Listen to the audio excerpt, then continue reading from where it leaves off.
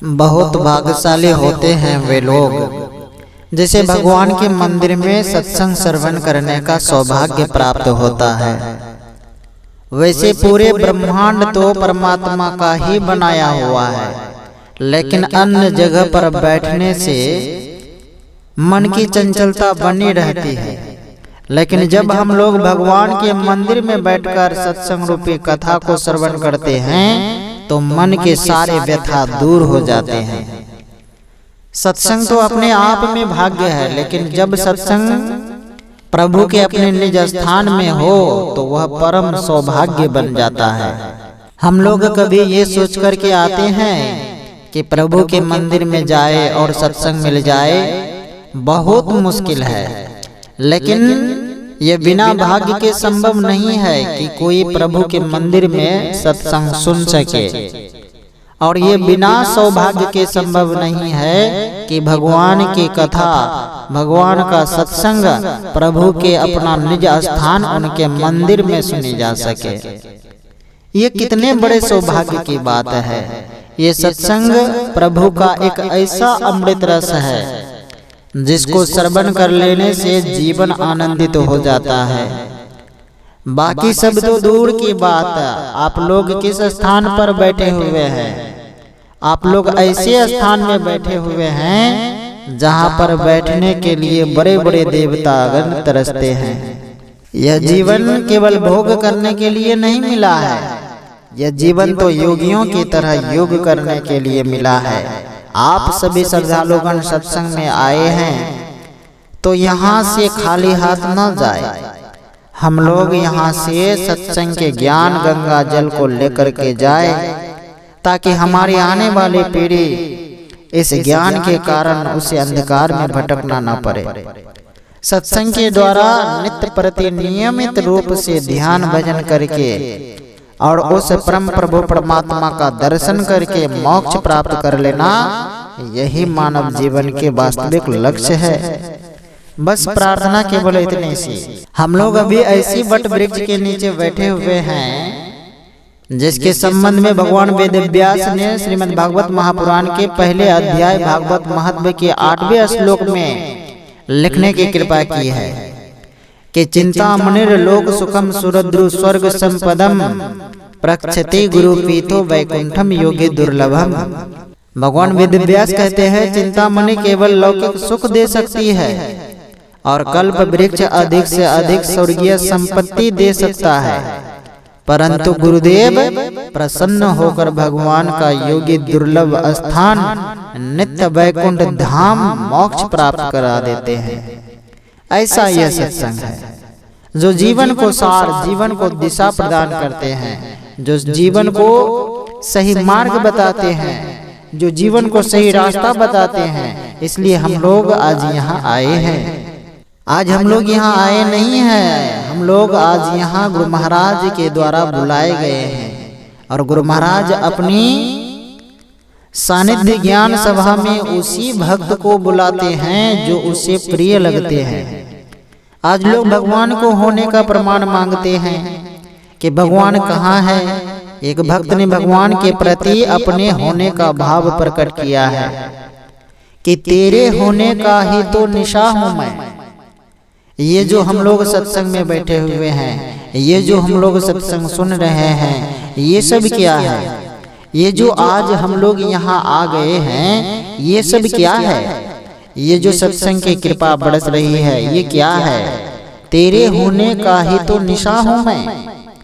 हमारे संस्कृति के देवी देवताओं की बात क्या करें, हमारे बड़े बड़े तीर्थों की बात क्या करें। ये जो आप और हम यहाँ बैठे हुए हैं, ये जो सत्ता आज यहाँ पर जितनी है, उसका जवाब क्या है?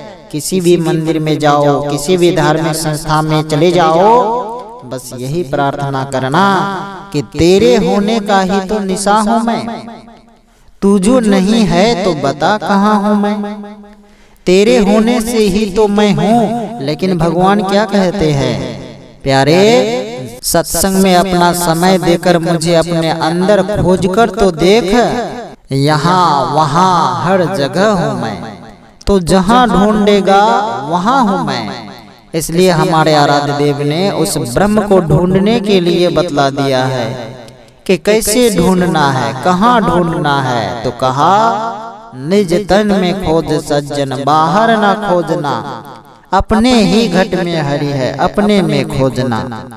और खोजने का तरीका भी बतला दिया कि उस प्रभु को कैसे खोजा जाता है। तो कहा दो नैन नजर जोरी के एक नोक बना के, अंतर में देख सुन सुन अंतर में खोजना। कहीं जाने की जरूरत नहीं है साहब, अपने अंदर में खोज कर दर्शन कर लीजिए और उस परम धाम का अधिकारी बन जाइए। इसलिए बाबा ने अपने पंक्ति में क्या कहा, तेरे होने का ही तो निशान हूँ मैं, तू जो नहीं है तो बता कहाँ हूँ मैं। इसलिए बाबा ने क्या कहा, तू मुझे अपने अंदर खोज कर तो देख, कई सदियों से तुम्हारे अंदर हूँ मैं। इस पूरे सफर को न समझना तू मामूली, तेरे यहाँ आने की वजह हूँ मैं। तू मेरे लिए यहाँ आया है, बैठे रहते घर पर तो क्या ये कृपा मिल जाती? कभी नहीं।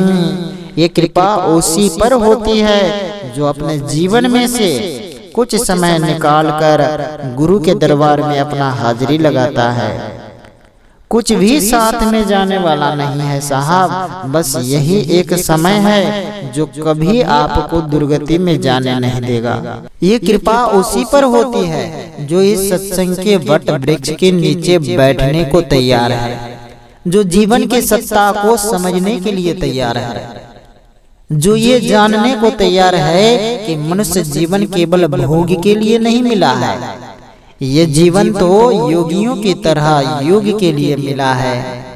जो योग करेंगे उसे योगेश्वर अवश्य मिलेंगे, और जिसे योगेश्वर मिल जाएंगे उसे सभी कृपा अपने आप मिलेगी। और यही जरूरी है। पूरी दुनिया की संपत्ति मिल जाए और प्रभु की कृपा न मिले तो जीवन में सब अधूरा है, और जिसे उसकी कृपा मिल जाए तो फिर उसे संसार की संपत्ति इकट्ठा करने की आकांक्षा जीवन में रहेगी ही नहीं, क्योंकि उनके जीवन का गुणगान करना ही, उनके यश का गुणगान करना ही दुनिया की सबसे बड़ी संपत्ति है। राम विमुख संपत्ति प्रभुताई।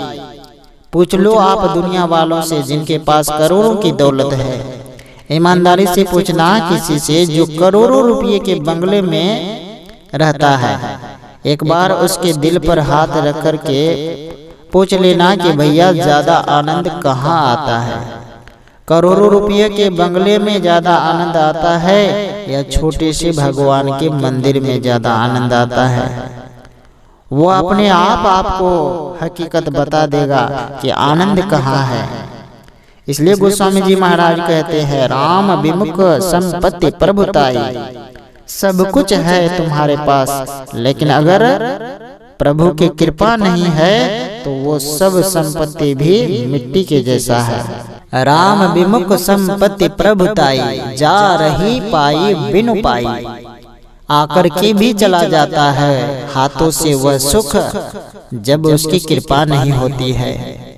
और अगर कृपा होती है ना साहब, संसार के रंग मंच को छोड़ करके गुरु महाराज के दरबार में पहुंच ही जाते हैं। ये उसकी कृपा है जो हम यहाँ पर एक साथ बैठे हुए हैं, वरना उसकी कृपा के बिना है क्या। और इसी सत्संग को जो आज हम लोग हाथ में लेकर बैठे हुए हैं, सत्संग रूपी अमृत रस, इसी सत्संग रूपी अमृत रस को जन जन तक पहुंचाने के लिए, उनको इनका रसपान कराने के लिए हमारे आराध्य देव ने उसको विस्तारित किया कि ये वो अमृत रस है जो कलयुग के लोगों को परमात्मा का दर्शन कराने का काम करेगा। ये वो अमृत रस है जो कलयुग के लोगों के दूषित मन को पवित्र कर देगा। ये वो अमृत रस है जो लोगों के जीवन को पवित्र कर देगा। ये ऐसी यात्रा है भगवान के नाम की कि जिसने इस यात्रा की ओर चलना प्रारंभ कर दिया वो परम आनंद को प्राप्त कर लेगा, क्योंकि ये सत्संग अद्भुत है, ये यात्रा अद्भुत है।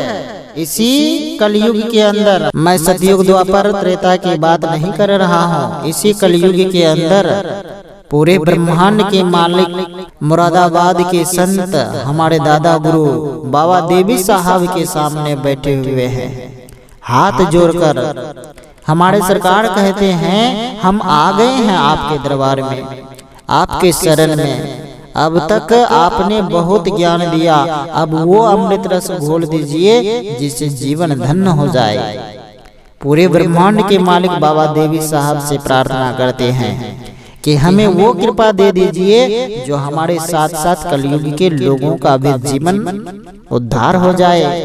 तभी तो आज हम लोग उस कृपा के अधिकारी बन पाए हैं। हम लोग भी गुरु महाराज से यही प्रार्थना करें कि हमें वो कृपा कभी नहीं चाहिए जो ज्ञानियों को मिल गया था, हमें तो वो कृपा चाहिए जो कृपा भक्त प्रहलाद को मिल गया, हमें तो वो कृपा चाहिए जो कृपा भक्त ध्रुव को मिल गया, हमें तो वह कृपा चाहिए जो कृपा माता सबरी को मिल गई, हमें तो वह कृपा चाहिए जो कृपा सबरी को मिल गई। मुझे वो कृपा चाहिए जो तुलसी को मिल गया था। मीराबाई जहर के प्याला को हाथ में लेकर बैठी थी, उसके पति राणा ने मीरा को जहर के प्याला को हाथ में दिया। मीरा अपने पति से ये नहीं पूछा कि ये क्या है, मोहन के नाम को लेकर पी गई। उस परमात्मा रूपी मोहन की कृपा कैसे प्राप्त किया जाता है, उसके लिए मीरा ने यह पद हमारे सामने रख दिया। राणा ने विष दिया मानो अमृत पिया, वो तो गोविंद गोपाल गाने लगी। बैठी संतों के संग, तोड़ दिया सत्संग की मर्यादा, उठा दिया घूंघट, बदल दिया दिशा, सब कुछ त्याग। बैठी बदल दिया दिशा, सब कुछ त्याग। बैठी संतों के संग, लोग ताने देने लगे, अरे जिस समाज में नारी के लिए पर्दा प्रथा इस राष्ट्र का गौरव, जो समाज के इस राष्ट्र का गौरव सम्मान और पर्दा प्रथा के मामले में तू कहाँ जा रही है नाचती हुई, तुझे कौन मिल गया है? मीरा ने कहा मुझे कोई मिल गया है। अरे कौन मिल गया है? किसके लिए गुणगान कर रही है? ये महल भाग्य से किसी किसी को मिलता है, तो इसे छोड़कर जा रही है। इतना बड़ा राज्य परिवार किसी किसी को मिलता है, तो इसे छोड़कर कहाँ जा रही है? वहाँ संतों के साथ तंबूरा बजाने के लिए, मंदिर में बैठकर भजन गाने के लिए। तब मीरा ने अपने बारे में पद लिखने की कृपा की कि वो तो सागर में सरिता समाने लगी, बैठी संतों के संग रंगी मोहन के रंग, वो तो प्रेमी प्रीतम को मनाने लगी, वो तो हरि गुण गाने लगी। ऐसी लागी लगन मीरा हो गई मगन, वो तो गोविंद गोपाल गाने लगी। मुझे वो कृपा दे दो कि तुम्हारे नाम पर अमृत क्या, अगर मैं जहर भी पी जाऊं तो मुझे कोई तकलीफ ना हो। मुझे वो कृपा दे दो और मेरा सौ शरीर द्वारिकाधीश को प्राप्त हो गई। मुझे वो कृपा चाहिए। एक बार सौनक बाबा सूत जी महाराज से प्रश्न करते हैं कि महाराज कलयुग के लोगों का उद्धार कैसे होगा? क्या होगा जब कलयुग के लोग अंधेरे में भटकेंगे? तब सूत जी ने कहा कि कलयुग के लोगों को चिंता करने की जरूरत नहीं है। सत्संग ज्ञान का महाप्रकाश सूर्योदय की ओर बढ़ रहा है। ये सूर्य उदय होने जा रहा है जो कलयुग के अंधकार को हरने का काम करेगा। ऐसा प्रकाश, यह संतमत का महाप्रकाश कलयुग के लोगों को ऐसा ज्ञान प्रदान करेगा जो जीवन को सही दिशा प्रदान करने वाले हैं। कलयुग का मानव इस धरती पर बहने वाले गंगा में एक बार डुबकी लगाने के बाद अपने आप को पाप निर्मुक्त समझते हैं, लेकिन वो गंगा तो ब्रह्मा जी के कमंडल से गंगोत्री से होते हुए इलाहाबाद तक जाती है। लेकिन यह संतमत का ज्ञान बाबा तुलसी साहब के कमंडल से निकलकर बाबा देवी साहब के नक को छूते हुए हमारे आराध्य देव में ही साहब ने इस ज्ञान की धारा को विस्तारित किया है, जिसमें हम आप सभी कोई इस धारा में अवगाहन कर पा रहे हैं। अगर बाबा तुलसी साहब के द्वारा यह संतमत का महाप्रकाश ज्ञान बाबा देवी साहब को नहीं दिया होता और बाबा देवी साहब के द्वारा यह ज्ञान हमारे आराध्य देव को नहीं दिया होता तो इस ज्ञान को एक साथ हम लोग नहीं प्राप्त कर पाते। सत्संग उसी को मिलती है जिस पर प्रभु की कृपा होती है। यह संतमत सत्संग का ज्ञान एक ऐसी ज्ञान है जिसके संबंध में बाबा तुलसी ने त्रेता युग में ही रामचरितमानस में लिख करके चले गए। राम कथा के जे अधिकारी जिनके सत्संगति अति प्यारी। भगवान की कथा सुनने के अधिकारी वही है, सत्संग सुनने का अधिकारी वही है जिनके सत्संगति अति प्यारी, जिनको सत्संगति अत्यंत प्रिय है। गुरुपद प्रीति नीति रत जेयि द्विज सेवक अधिकारी ते, ता कहाँ यह विशेष सुखदाई, जाहि प्रभु प्रिय श्री रघुराई।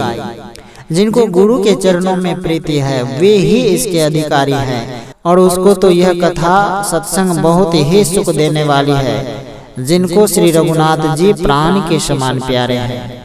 राम चरण रति जो यह अथवा पद निर्वाण, भाव सहित सो यह कथा करऊं श्रवण पुटपान। जो परमात्मा के चरणों में प्रेम चाहता है या मोक्ष चाहता है वह इस कथा रूपी अमृत को प्रेम पूर्वक श्रवण करे। ये मैं नहीं कह रहा हूँ, बाबा तुलसी कह रहे हैं। इसलिए भगवान कहते हैं जिसका मैं हो जाता हूँ उसको संसार में फिर किसी की बात की फिक्र नहीं रहती है। जिसका मैं हो जाता हूँ फिक्र तो उन लोगों को करनी चाहिए। मेरे बात को समझना सावधानी से। फिक्र तो उन लोगों को कभी नहीं करनी चाहिए जो प्रयास करते हैं और असफल हो जाते हैं। फिक्र तो उन लोगों को करनी चाहिए जो जीवन में कभी प्रयास करते ही नहीं है, जिनके जीवन में कोई प्रयास है ही नहीं। प्रयास करेंगे तभी तो असफल होंगे, और सफल होंगे तभी तो सफलता के लिए प्यास जगेगी। प्यास जगेगी तभी तो जाकर के ऐसे ज्ञान रूपी गंगा का अमृत पान करने का सौभाग्य प्राप्त होगा जो जीवन को आनंद प्रदान कर देगा।